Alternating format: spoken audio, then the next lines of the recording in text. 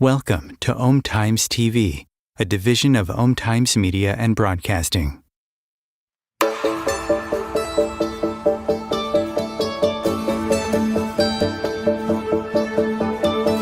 Welcome to the Perfect Life Awakening Show, hosted by Royce Morales. Royce has been a transformational facilitator, teaching groundbreaking, spiritually based courses for more than 4 decades. She is the author of 3 books about her teachings. Join Royce as she takes you on a journey into how to live your best life and find your true purpose through discovering the origins of subconscious, disempowering notions and releasing them.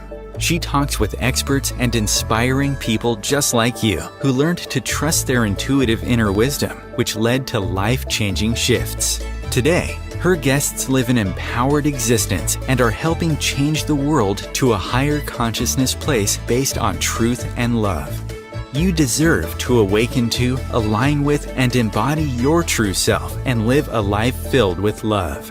Transform yourself from triggered to empowered and create your perfect life. Here is your host, Royce Morales. Hello, welcome everyone. I'm so glad you're here. And just a reminder, if you're watching this show live, you can send us messages and questions if you like. So feel free to do that. So I am so excited. We have Mary Meduna-Gross as my guest. Again, I don't even know how many times we've chatted together. This has got to be at least 3, I think. So, yeah. And I was just thinking about it as we were listening to the intro. I'm thinking, I wonder what my first ones would have sounded like. I'm sure I was way in my head. And I'm going to check that out after this show, see how see what happens here and see if I can tell how I've grown since then. That's good. And let me know if you want me to delete them from my website. Yeah, exactly. Right. No, it's all good. It's all done in the effort of growth. And I've really learned just to embrace the whole process, yes. Even when it feels really uncomfortable and ugly and all of that, I've just learned to stay with it. Yeah, that's true. That's good. That's a great attitude. Well, anyway, let me introduce Mary to everyone. Dr. Mary Meduna-Gross is the founder of PlenaVita. Am I pronouncing that right? PlenaVita means fully alive in Latin. I was going to ask you what it meant. Yeah. That's great.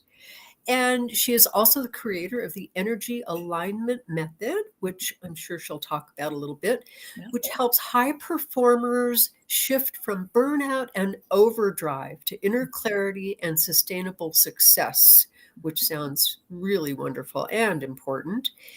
She has a background in mental health counseling, leadership, and neurofeedback. And what is exciting to me about Mary is that she bridges science and spirituality to guide transformational self-leadership, which is really what it's about. She's passionate about helping others move beyond survival mode, which us humans have a tendency to do, and lead in alignment with their true inner wisdom and vision. Right. So again, welcome, Mary. Thank you.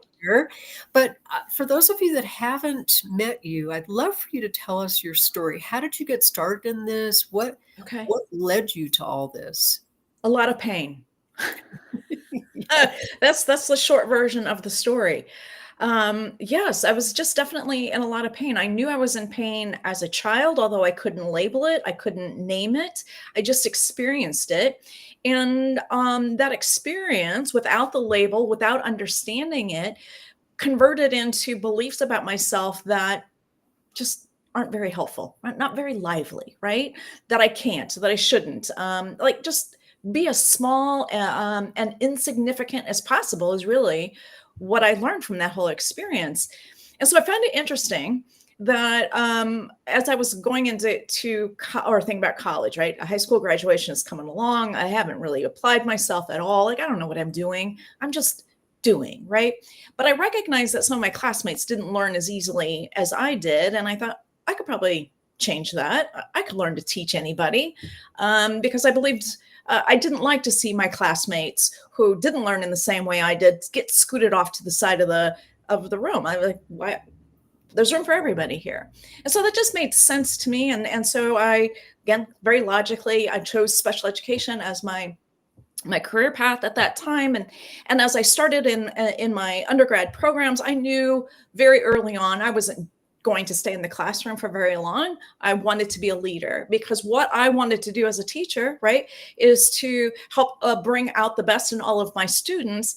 And then I thought, well, I don't want this just to happen in my classroom. I want this to happen in the whole school. And then, wow, well, what about the whole district? And so that kind of vision really kept me moving into the leadership roles, continuing my education. I had to get all the way to the top just because I had to be enough, right? And it wasn't enough. I remember the conversation that pushed me out of this experience was from my superintendent, who I know cared about me a great deal, but didn't know how to help me. And so he pulls me into his office and says, look, Mary, you're doing the right things. If I were in your shoes, I'd be doing exactly what you're doing. But what you're doing is not working. So you have to fix this or you have to go. Wow. Yeah. So, that's a career. I just bought a condo downtown Chicago with my then husband at the time. Like, oh my God, like this panic sunk in, of course. But it was very interesting to observe myself, because I didn't get sucked into that panic, which looking back doesn't make any sense, but thankfully I didn't. I remember coming back to my office and then asking myself for the first time how I was contributing to the chaos that was happening in the organization. And what I realized was that I was hired, I legitimately was hired to come in and update our system so that we were more compliant, regulation-wise, as well as better outcomes for students, right? So I was hired to come in and do this, which I then saw myself as the fixer, which means that the district, the system, needed to be fixed.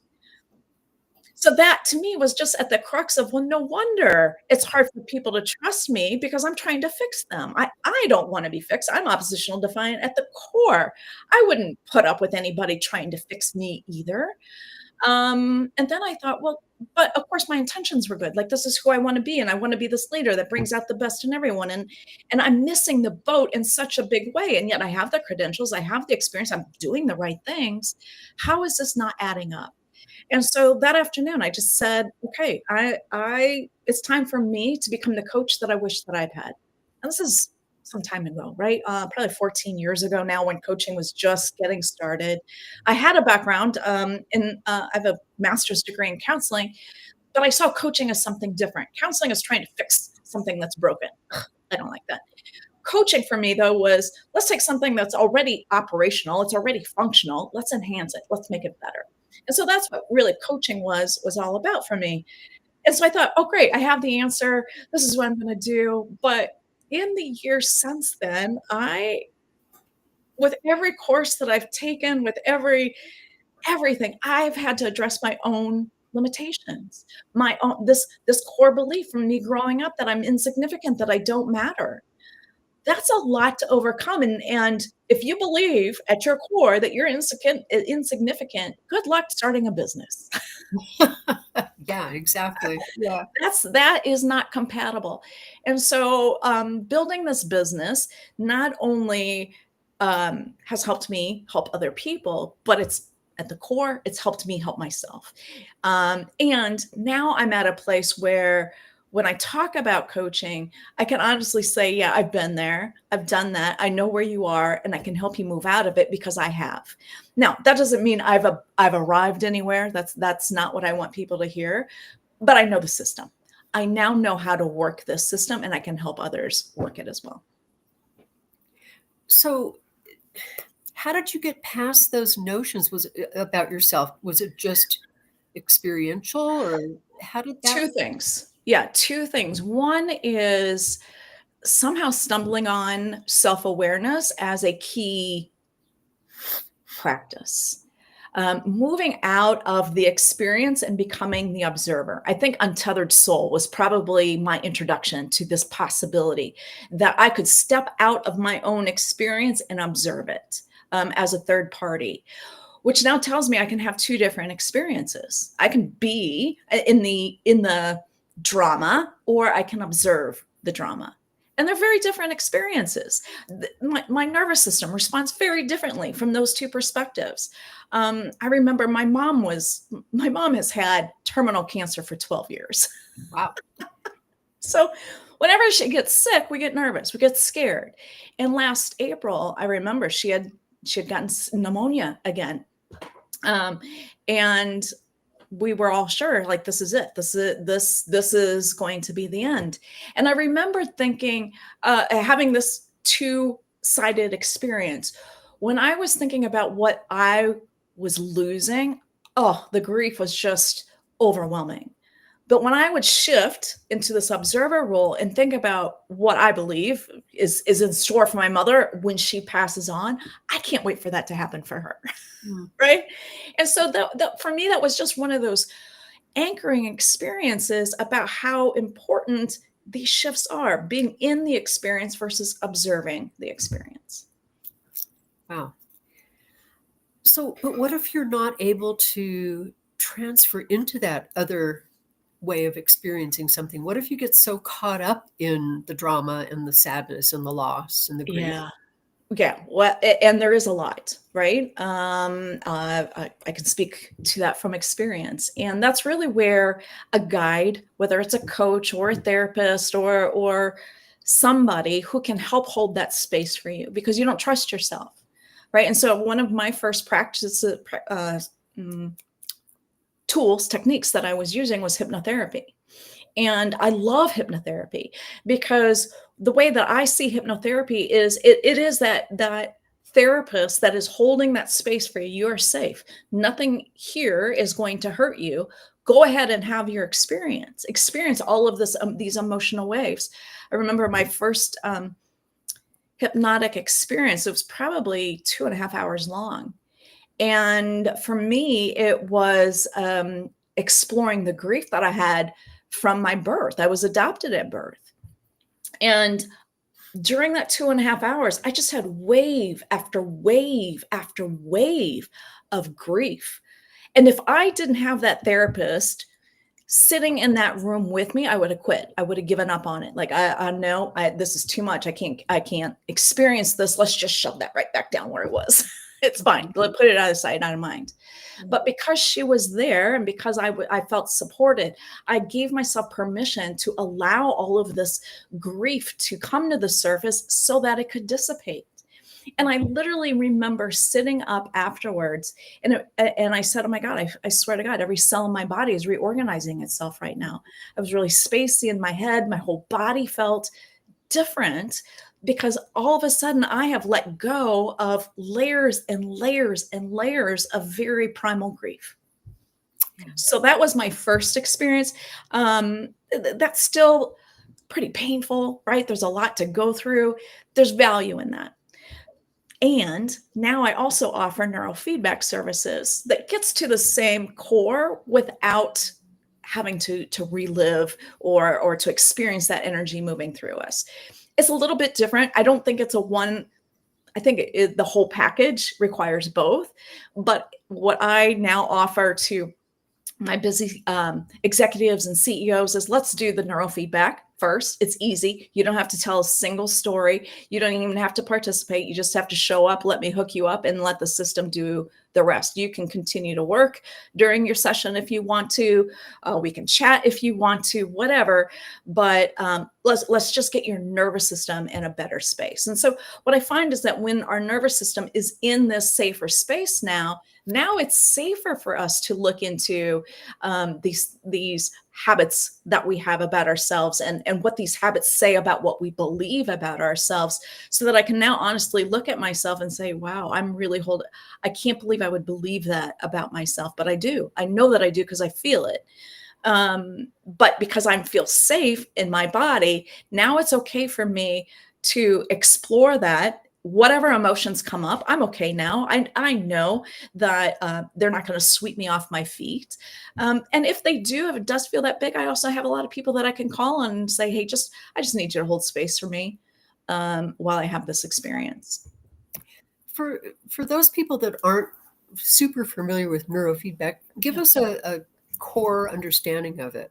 Yeah, so there's a lot of neurofeedback out there, and I'm going to zero in on one particular kind of neurofeedback that's known. The brand name is Neurooptimal neurofeedback, and this brand is significantly different than all of the other neurofeedback brands because it operates differently. All of the other neurofeedback systems do some form of, let's map the brain, the neurofeedback activity. Let's see what's happening. Let's see how we want it to be different. And then let's create an intervention that's going to reshape how our nervous system works.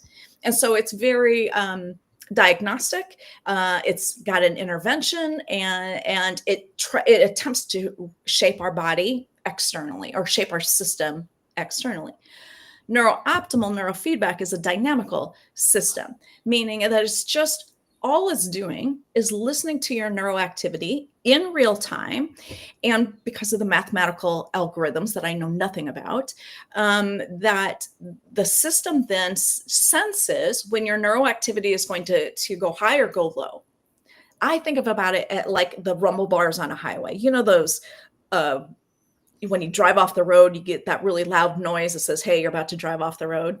Yeah. So in the neurofeedback, we're listening to music, and every time the shift, whether high or low, is predicted or anticipated, then you're going to get a little glitch in the music. Sometimes, most of the time, you don't even hear the glitches. They're so subtle. You don't consciously hear it, but your nervous system hears it. Other times, there have been gaps so long that I thought I broke the system. Like, when is this coming back online?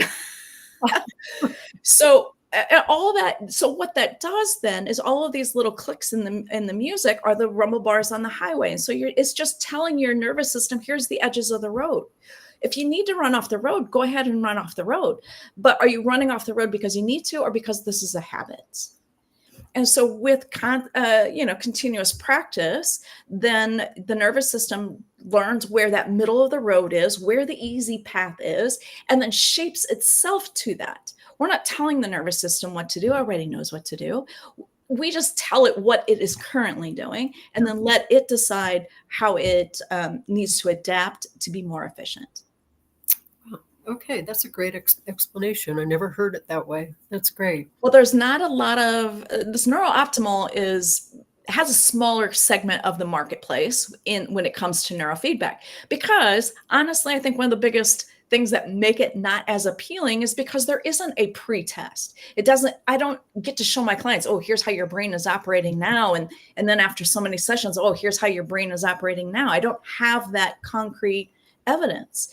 We're just trusting that the body knows what to do and that it does what it needs to do. So somebody could come to me, I'm not sleeping very well, right? I can't sleep. I know I'm in high stress. I can't sleep. That's my primary complaint. And so we do neurofeedback, and maybe it may take up to 4 to 5 sessions before sleep is actually addressed, or you notice any changes in sleep, because there might have been other things that needed to happen first in your system before you could get to sleep. Does that make sense? Oh, yeah. Yeah. And so what we find after, this, we've tens of thousands of sessions, what we find is that most clients tend to not experience too many results until after their 5th session. And then on the other side, most clients feel satisfactory resolution, let's say it was sleep, like I had mentioned before, within 20 sessions. So this isn't a lifelong thing that you have to commit to neurofeedback. This is a reset. And once our nervous system is reset, then it's going to operate that way unless it gets bounced out, because of an illness or trauma or anything else. It would bounce us out. And so updates I continue to do this on a regular basis because I have chronic pain, chronic inflammation in my body. And that really peaked for me about a year ago. I was doing neurofeedback. I was offering neurofeedback already to my clients, but I wasn't practicing it so much. It was really about other people. But when I kind of hit my low, because not only physically was I feeling bad, but it also became the most depressive experience that I've ever had.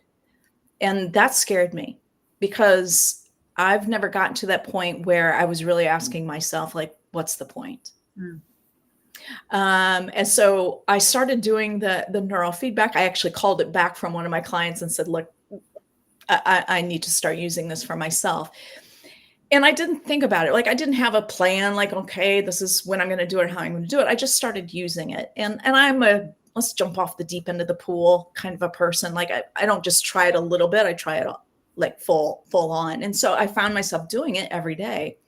And I didn't know the whole 5-day thing or 5-session thing. Literally within 4 days, I felt like I was waking up out of a fog. Like, where have I been? Who have I been? How did I get here? And then all of a sudden, everything that I was struggling with my business and what I wanted to do, and it just became easy. It became absolutely easy. And so what I've really learned from this whole experience is the importance of having this nervous system reset. And I don't think that coaching or counseling resets our nervous system. That's more in the head kind of space that I think actually keeps us in a state of chronic stress. And so it's really about, how do we give ourselves that time, that space, that permission to allow our nervous systems to relax and recalibrate.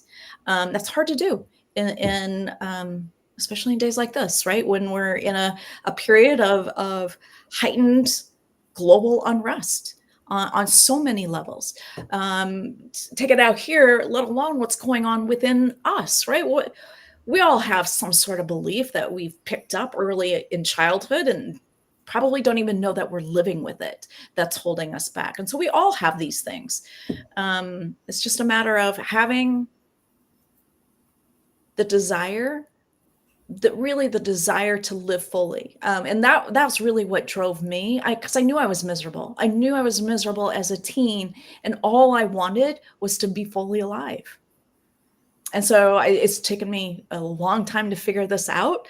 So I'm hoping now that, because like I said, I get the system now. I've figured that out. Now I can help other people apply this and learn it for themselves as well. So one more question about neurofeedback. Excuse me. How does that, so if you have a programmed belief about yourself, for example, yeah, does neurofeedback just naturally neutralize that in some way, just by shifting your neurology? Yeah. How does that work? I think that our beliefs in our bodies are so tightly connected, right? What I believe about myself and how my nervous system reacts and how my physical body reacts is all aligned. And so I think that it's one of these things where we can shift our beliefs cognitively. We can coaching and thinking and those kinds of things, or we can shift our bodies to operate more efficiently, which then it's going to just let go of the beliefs that are off the road, because now it's driving on the road. It's not getting into the ditch where these other beliefs live. So that's my, I think that neurofeedback is good to have update, we'll come back for updates every now and then, but ultimately you're driving on the road. And if those limiting beliefs are now in the ditch, they're out of your way. They're out of your way. They don't really exist unless you drive off the road again. Yeah. Huh. Interesting. So the focus today, and we've kind of been leading up to this, is on leadership. We're talking about people that have chosen to be in a leadership position. It doesn't necessarily have to mean just in business. It could be leading your family, or leading your friends, or leading your children, or your dogs, or whatever it is. Yeah. Definitely. So I'd love for you to define for everybody, what is it that you define as a, quote, good leader? What qualities would they have? Well, I would say a good leader is someone who knows themselves. Yes. Because, and I think when I say know myself, it's that differentiator between I'm in my experience or I'm the observer of my experience. Because when we're just in our experience, we can't see anything else outside of us, right? And so I think a good leader has this capacity to take that 30,000 foot view, not only for the organization or the team or whatever it is that they're leading, but for themselves as well. So that's what I think at the core, leadership is about how I lead myself. Mhm. because the way I lead myself is how I'm going to lead everything else that I do in my life. And so if I'm leading myself in a way that's very constrained, I'm very much in control, very self-critical, very self-judgmental, guess how I'm going to show up for other people? Yeah, exactly. Exactly the same way. And anyone who believes that they can lead themselves in one way and lead others in another way, they're just fooling themselves. That's just an illusion that we sometimes convince ourselves of so that we don't have to change ourselves. There was a song, I'm not good about pop culture references, but I do remember a song from the 80s about waiting on the world to change. That's the lyric that I remember. And I think that sticks with me in this context because I feel like we're often in these spaces when we're in survival, we're waiting for the world to change for us to be happy. And we're Right. trying to control the events and the people and situations in our life so that we'll be happy. Yeah. Yeah. And that is the kind of control that isn't going to ever lead to happiness. Mhm. And you're going to make a whole lot of other people miserable along the way with you because energy is resonant. It's catchy. Yeah. Yeah. And I think it's a standard human notion that something external is going to make us happy and fulfilled and successful. And we keep striving for it and it keeps getting further away and we keep getting it. And it's like, ooh, it didn't work. Exactly. And I think that's one of the key fallacies that we've been conditioned to believe, that whatever you want or need is somewhere outside of you. Yeah. So you got to know the right people and have the right timing and be in the right place in order to get that. So of course, we're going to conclude, well, I'm not enough. I don't have this. Right? And so then we start to live by those beliefs. Yeah, we do. Yeah. And so, yeah, that first piece, that piece about, is life happening to me or is life happening for me? Yeah. Yeah. And it's so common. I mean, we literally live our lives based on that. Yeah. It is 100%. And I would argue too that for those of us who are, out of that space, or we can observe that space. In fact, I have a note up here. One of my new newsletters is going to be about, how do I show up? What am I talking about? If I'm not showing up and complaining about something or somebody, what should I be talking about? What could I be talking about? Yeah. Yeah. Because, and I would just invite the listeners, don't change anything, but I would just observe how you what are you talking about? What are the stories that you like to tell people? What are the stories that your friends are telling you? Are these stories of complaint, of victimhood, of struggle? Or are these stories of savoring, of awe, of gratitude, of, oh my gosh, you're not going to believe what just happened to me. This is the most amazing thing in the whole world, right? We even try to shy away from some of those people, like, oh my God, what a Pollyanna, right? Exactly. Yeah. We want to shut those people down, because if that is possible for them, then that would mean that it's possible for us. Yeah. And if that's possible for us, then that means I have to make a different choice, which means I can't just sit around and wait for the world to change anymore. I'm going to have to choose something different. And then I think we get stopped because, well, what else am I going to choose? That's how I think comprehensive this conditioning is. I don't know what else I would do. I don't know what else I would say. It's true. It's very true. Yeah. The old expression, misery loves company. Absolutely. There's a part of us that says, I'm miserable and I need you to agree with me and say, oh, you poor thing. And yeah, I understand because I feel the same way. I mean, it gives us some kind of validation and support, and it looks like love, but it isn't. Exactly. Yeah. Exactly. It's not connection. And I've been thinking a lot about love, right? And who we love and how we love. And to me, it's really about connection. I can love somebody or something, but if I really don't have a connection to it, is that love?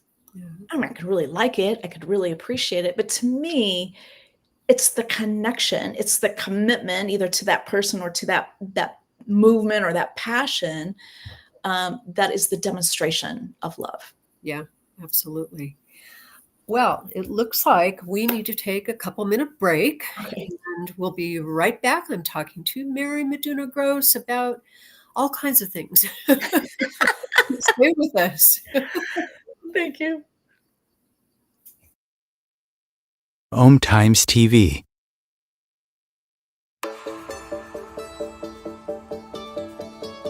Do you crave joy but feel stuck? Do you go through life feeling constantly triggered and frustrated? Fear is likely the culprit, and subconscious fear is likely sabotaging you. Perfect Life Awakening is a time-tested, spiritually based approach to inner transformation created by Royce Morales. For over 40 years, she has helped people get to the origins of subconscious fears and ultimately help them find their true purpose and a life full of joy. Sign up for Perfect Life Awakening today at roycemorales.com. You deserve to go from triggered to empowered, shifting your life with Perfect Life Awakening.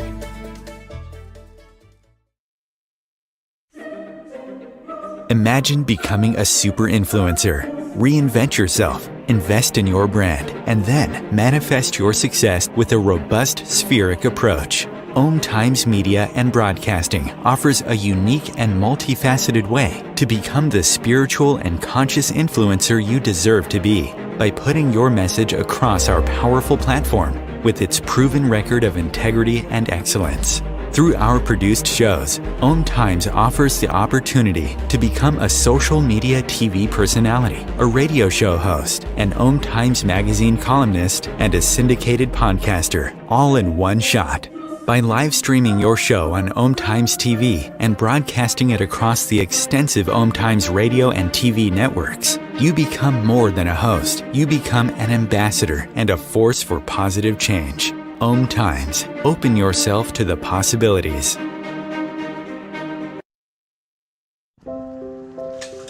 I want to eat apples and bananas. I need to eat apples and bananas.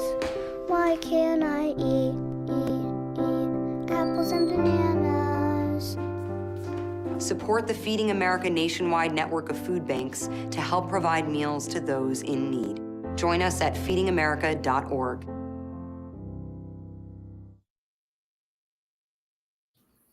Welcome back. I'm talking to Mary Meduna-Gross, and we're talking about leadership and neurofeedback, all kinds of interesting things here. But what I'd love for you to talk about is the idea about control. I give lectures about the difference between manipulation, control, and empowerment. How would you explain what you mean by like a controlling leader or somebody that's not really confident, but they're really trying to control? Exactly. I love that. Well, I would start with just with a framework that I use to help me kind of understand how am I perceiving the world, right? Going back to that idea that my experience is based on my core beliefs, and my core beliefs then filter out anything that would contradict my core beliefs, and it's going to highlight anything that's going to align with my core beliefs. And this is the energy leadership model that I use. It was developed by Dr. Bruce Schneider. And we have a lovely little assessment that we use called the Energy Leadership Index that kind of shows us under stress, these are the lenses that I tend to fall into. And under normal circumstances, these are the lenses that I tend to operate from. And so if we think about this framework, there's 7 levels altogether, but let's just think below the line and above the line, kind of like conscious leadership's model of above the line and above the line. Below the line is the levels 1 and 2, and 3 to me is the line. So what happens in 1 and 2 is our victim mode. And level 1 is the victim mode that says, it doesn't matter what I do or what you do for me, nothing's going to change for me. Apathetic, learned helplessness, all of that. That's the least of energy. Level 2 is where most of us operate from, and that's the fighter.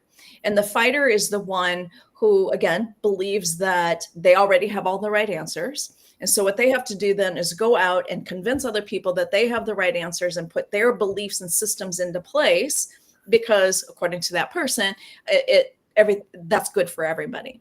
But from that level 1 or level 2, our perception is very narrow. We are literally unaware of most possibilities. This is in level 1 and level 2. This is where our nervous system is always at our service, right? Fight, flight, or freeze. And most of the time, again, in level 2, it's about the fighting. We're going to fight. I believe in my convictions, and I'm going to fight for what I believe in. And we're rewarded for that. High performers, especially in the world of leadership and academics, right? It's about knowing it all. Because if I know it all, that means then that I can control it all. That's what that fighter is all about. Is the fight is fighting with life. It's fighting with life because I want my agenda to be leading this charge, not life's agenda to be leading this charge, because that feels safe to us. Because the alternative to that is what? Surrender. What you want, surrender to somebody who's in this fighting frame of reference feels like suicide.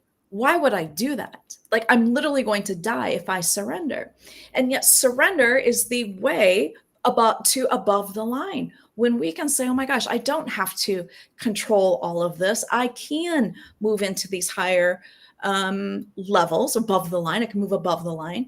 So level 3 is that personal responsibility, where we start to say, okay, I don't know what I have or haven't been doing that has led up to this, but I don't want to do this anymore. I don't know what this means about where I go or how I find next, but I want to find what's next. I want to find my way out of this.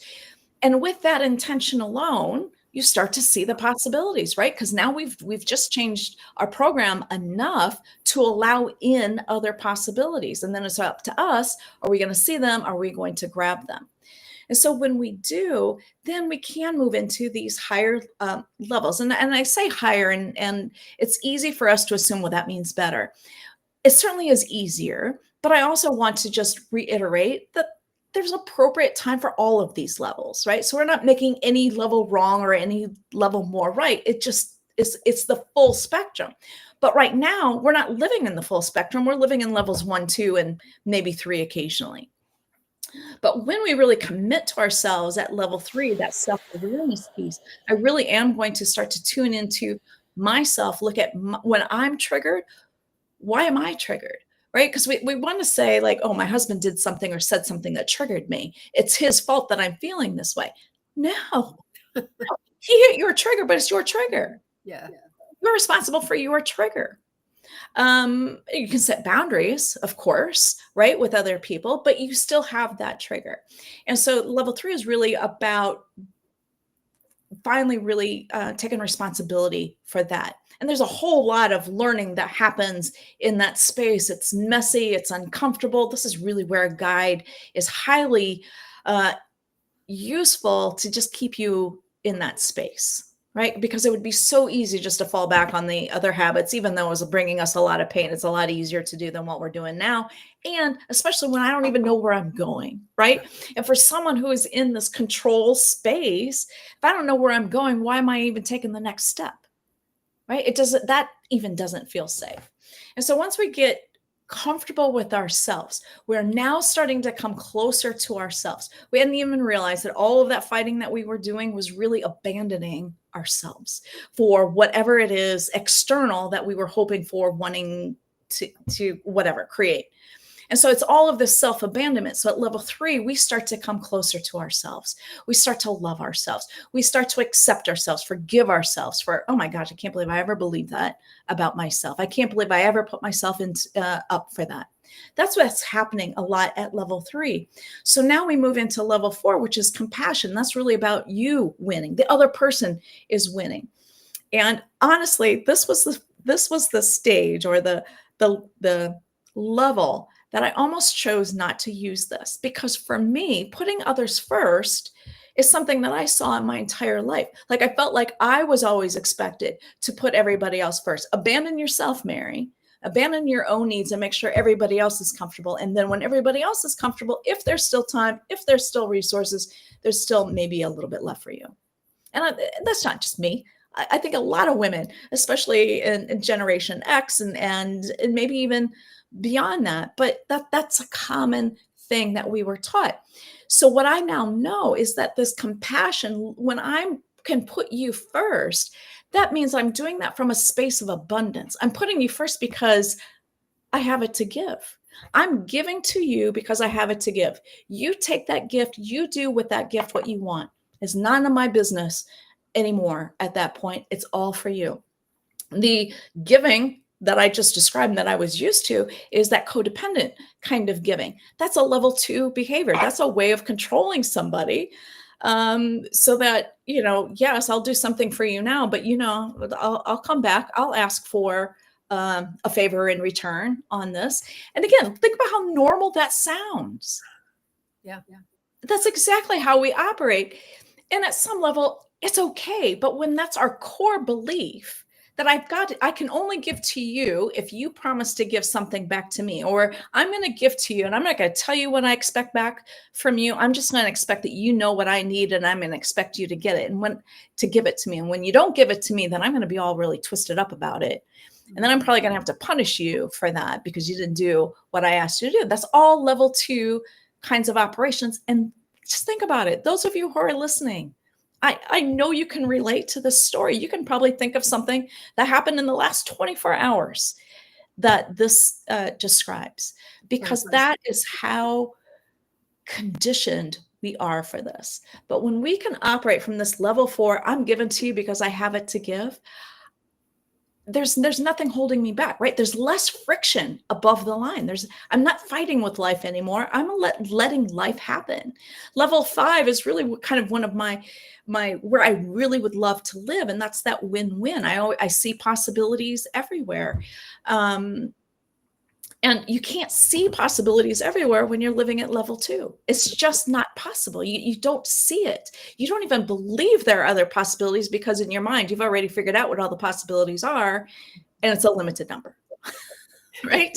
And so we get stuck with living with our own limitations when we could live from this perspective of win-win. Where's the opportunity? How are we all going to win out of this? It brings more possibilities. It brings more resources to the whole conversation. And now all of a sudden, what seemed like something that had control and it's heavy and it's a lot of work, oh my God, this is so easy. Yeah. A couple of comments. I just have to stick my little political nose in there. The level 2 sounds like a certain person that's in charge of the United States right now. Like, absolutely. Yeah. To a T. To a T. And what I would say is, this whole experience is what happens to us on an individual level, just on the macro level. Yes. And so what I see happening is what I think happens with us internally. Things have got to get so uncomfortable that I'm willing to do something different because I'm not willing to live with this uncomfortability anymore. Yeah. And I think that's where we are as a country right now. We're trying to decide, who is it that we're going to be? Who do we really want to be? Yes, that's it. And the other comment that I'm thinking, and you can certainly add your feedback on this, but it sounds like level 2 is really just covering up level 1. So we're not resolved with all of that stuff on level 1. So we act out on level 2. Exactly. Because that level 1, that apathy, just feel how weak apathy feels in your body. Yeah. And so we resist that. And so we're going to come up stronger, right? And we're going to come out as a fighter. Look at me. And we're going to win. It's all about winning. It's about dominating, because then I'm the winner and I'm on top, and that must mean that I get everything that I want. Yeah. So you talked about level 4. What about higher level? So level 5 is that win-win. Level 6 is that level where we are really operating from our intuition. So another way to think about this whole system is, below the line, it's all thinking. It's all thinking and knowing. Above the line is much more directed by intuition and creativity and experiment and play to see what is possible. We still know stuff, right? I don't have to give up my knowledge because now I'm operating from a different level. That knowledge informs what could be possible. It gives me a place to look even for possibilities. If I didn't have that knowledge, I wouldn't know where even to look. So it's not, I don't have to give up anything. I'm just using that resource in a different way, not as a way to control, but as a way to open up possibilities. That's very exciting. And what I love about what you're saying is, I'm often a lot of spiritual, I don't want to call it woo-woo land, but I look at things very spiritually and, seeing the bigger picture and, energy and all of that stuff. But I'm also very grounded. And what I hear you saying is so grounded, but it's also equally spiritual. It's just such a good balance. It's a beautiful balance. This whole spectrum, this energy leadership model, I just, it's so beautiful because it helps me recognize where I am, right? Because it's a way to help me define how I'm seeing the world. And I know something about how I'm seeing the world is going to align with certain emotions. It's going to align with certain behaviors. I mean, it's just that kind of thing. So knowing the whole spectrum, this whole system, now I know that I have options. I may not be able to reach all of those options just yet, but I know they're there, right? So now I have something, I have another possibility. When we're living at level 2 or level 1, we don't even know that there's other possibilities. And so, yeah, this model makes room for everything, right? We got the very masculine energy in these lower survival levels. That's necessary. We're not trying to kill the masculine. We need space for that, but we don't need to live in that space. Yeah. And so now at the above the line levels would be considered to be the more feminine kinds of models. And so when we understand this whole thing together and we have a nervous system that's relaxed and we can take all of this in, we have just given ourselves a roadmap to whatever it is that we want to create. Yeah. And the world is getting there. We are. Yeah, just think about it, right? I mean, my conversation with my superintendent, I don't know, 14, 15 years ago, I was reading a lot of these kinds of books. Like I started Conversations with God, I think was my first book back in the 93, probably. Yeah. And I studied, I read all of this my entire life. But it wasn't until I got into the coaching that I realized, oh my gosh, I'm just thinking about this stuff. I'm just knowing this stuff. I'm not actually doing it. Yeah. I'm not living by this. I can tell other people how they're not living by it. But I wasn't living by it either. And so it wasn't until I really applied it to myself. Yeah. And that grace to myself, that the shifts started happening. Yes. Yay. Yay. Yeah. And it's a constant reminder. Yeah. I've got a new business partner, a new space here where I'll be offering neurofeedback. And so we're planning our launch party. And a couple of times yesterday in this conversation, she said, well, maybe we'll just kind of just see how this plays out.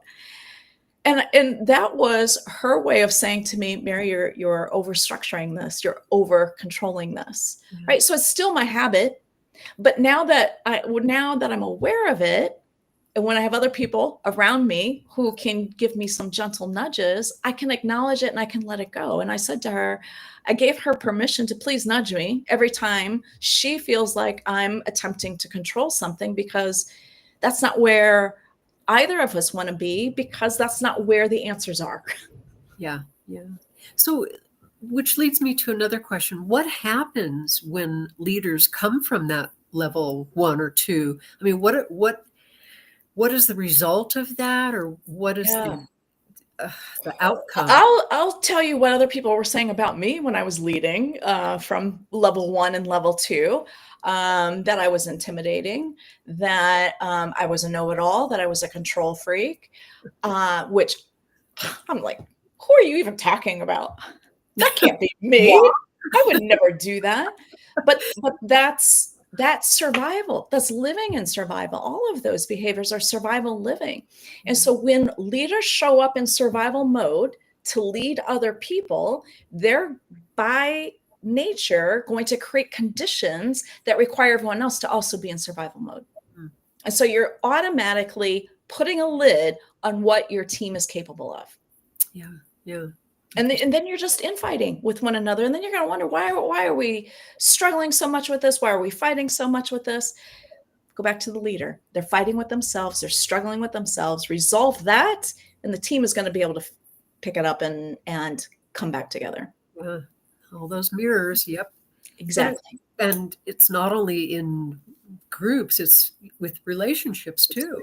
It's 100%, right? I realize too, like in my own personal relationships, again, I think I'm showing up as the connector and the one who's aware and all of this. And yet I can also see that I've got my own defense mechanisms, my own shutdown modes when I need space. And if I'm not communicating that to my partner, whether it's my husband or someone that I'm working with, then they don't know how to receive that information. Yeah.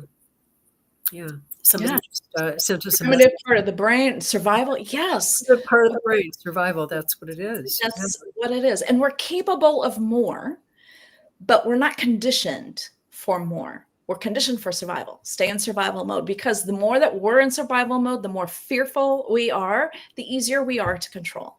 Yeah. So I was just thinking as you're talking, when I got onto my purposeful path, shall we say, and I knew it was what I was supposed to be doing. I absolutely knew it. I found that I was never tired. I was never burned out. People would say to me, well, how are you doing that? How can you possibly do all the things you're doing? And it never even entered my mind that it would be exhausting. I was always energized. So what do you find when people are really doing what they're supposed to be doing? Is there even a threat of burnout that goes on? I think the only time that burnout or chronic stress threatens us is when we shift into survival mode. So, even when I would say both of us, right, are on this purpose path. We know where we're going. We are confident that we're on the right path. Yeah. But I won't speak for you. I'll speak for myself. That in that moment, or what I'm looking at today, I'm like, oh, this feels messy. I don't know where this is going. I don't know how this is going to be resolved. Yeah. And so we continually have to continue to make these decisions. Am I going to try to control this, or am I going to just keep trusting my intuition and following and taking the next step, and then saying what needs to happen next, and then taking that next step, what needs to happen next, take that next step. As a leader, in my leadership days, that would never have been good enough for me. I needed the whole map. Where are we now? Where is it we want to go? And let's map up the whole thing right now on the front end. That just seemed to make sense to me. But what I know now is have your vision, know where it is you want to go, but trust that the universe is playing along with you on this. And so there might be some sharp turns that you don't see coming. There might be some gifts laying along the side of the road that you didn't even know to look for. So keep your eyes open for those kinds of things. Because when we're operating from these more feminine styles of perceiving the world, we are able to align with what wants to happen. And so now we're not we're not fighting life. Like I had said before, when we're in level 2, we're co-creating with it. And there's nothing in my mind, there's nothing more exhilarating than to feel co-creation with somebody else or even with the universe. Yeah. It feels magical. Like this is not even possible. Like, how did this even happen? I'm just finding my space. I'd been to some other spaces. I wasn't super happy with it, but I kind of didn't think I had any options. And I started walking around the neighborhood with a different route with my dog. And there's a cafe that I used to love that shut down more than 10 years ago. And I love this space. It's got a little bit of outside space. And so I started walking. When I walked past it, I would say, universe, I want this space or something better. That's what I want for my business. Yeah. Within 2 weeks, I found a space that's literally around the corner from my house that aligns perfectly with what I want to do, who I want to be with, all of those things. And so I use that as evidence for myself that I don't have to know. Like if I would have gone to that, cafe, and talk to a realtor, I probably would have spent way more money than I needed to. I would have had to fix it up. I would have had to do a whole lot of things with it. When I say, or something better, the universe says, around the corner. Have you even looked at that yet? Right? It's been there for 2 years. That's amazing. That's right. great. So playing with the universe in that intuition from that level 6 kind of level, no wonder we're not tired, because everything is just coming to us. Whatever we need, it's right there. Yes. So we have 1 minute till we have to leave. So tell us how to find you. Yeah. Tell us anything you need, any contact information, etc. Perfect. The only social media that I play around on is LinkedIn. So you can find me on LinkedIn. My website is at PlenaVitaShift.com. And my email is at that same address. So Mary at PlenaVita Shift. So I would love to hear from anyone, whether it's on LinkedIn or email, maybe something resonated with you. Like, yeah, that was really it. Or Mary, what were you thinking? I love both. So I would love to hear from the listeners. Great. Thank you so much, Mary. I look forward to the next chat we have. I can't wait. Yeah. And just to remind everybody, follow me on my Substack. It's called Royce's Ramblings. And I think I mentioned last time that I'm offering a new service called Elevated Sessions with Royce. And I'm very excited about that. So I'll see you all next week. And again, thank you, Mary. Thank you. Keep up the good work. You too. You too. I appreciate you. Thank you. I appreciate you too. Thanks.